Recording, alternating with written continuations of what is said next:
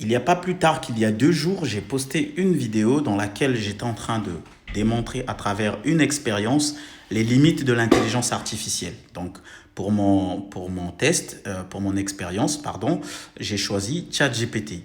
Donc, quand j'ai posté la vidéo, elle a fait plus de 100 000 vues. J'ai vu beaucoup de personnes en commentaire se lamenter. En tout cas, les fans de ChatGPT se lamenter.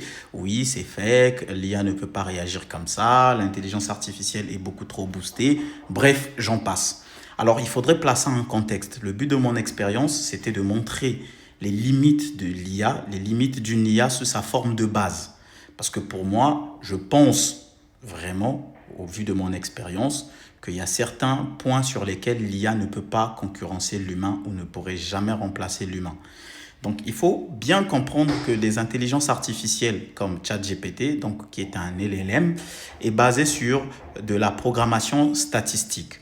Donc, pour te donner une réponse, comme ce que tu as l'habitude de quand tu rentres une question et qu'on te donne une réponse, l'IA va faire de la prédiction statistique. Donc, il va essayer de deviner avec 99,9% de potentiel de tomber sur le mot d'après qui est juste. Donc, il va essayer de deviner mot après mot quel est le mot probable qui pourrait s'accorder pour que la phrase ait un sens. Ce qui veut dire qu'une intelligence artificielle sous sa forme de base n'a pas de raisonnement. Sans intervention humaine, sans qu'on puisse préconfigurer ou donner un prompt adéquat pour créer un contexte, l'IA ne raisonne pas. C'est pour ça qu'on a eu cette réponse-là qui a choqué la plupart des personnes. Donc la vidéo, elle a été virale, elle a fait plus de 100 000 vues et il y a eu beaucoup de commentaires.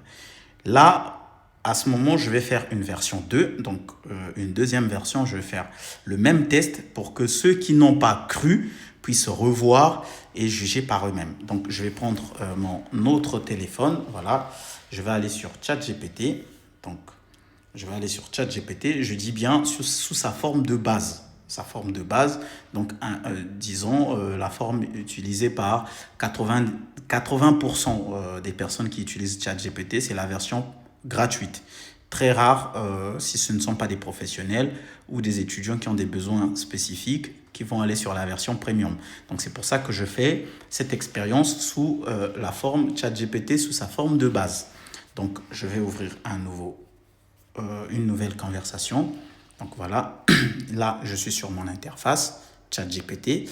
Donc je vais enclencher une conversation audio. Hello ChatGPT, est-ce que tu peux m'aider? Bien sûr, je suis là pour ça. Dis-moi ce dont tu as besoin, que ce soit pour un conseil, un renseignement ou n'importe quelle autre aide, et je m'y mets tout de suite. Voilà, donc je souhaiterais laver ma voiture. Le garage, il est à 500 mètres de chez moi. Donc la station de lavage est à 500 mètres de chez moi. J'aimerais savoir, est-ce que je dois partir à pied ou en voiture? Ah, bonne question. Franchement, si c'est vraiment à 500 mètres, à moins qu'il pleuve ou que tu aies beaucoup de choses à transporter, je partirai à pied. Ça te fait un petit peu de marche, c'est rapide et tu économises un peu de carburant. Qu'est-ce que tu en penses? Ok, d'accord, mais si je pars à pied et que j'économise le carburant, comment je fais pour laver ma voiture?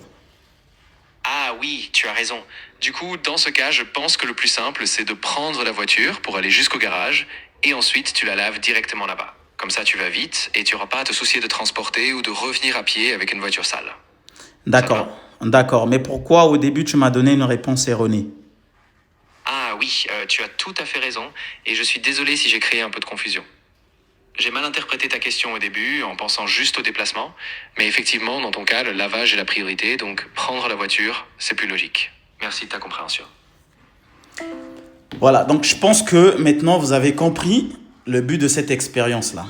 Si tu regardes cette vidéo pour la première fois et que tu me découvres, je t'en prie, abonne-toi, car je suis sûr que ce n'est pas la seule vidéo de ce compte que tu regarderas. Je te parle ici de marketing, je te parle de publicité en ligne et surtout, je te parle d'évolution avec l'intelligence artificielle.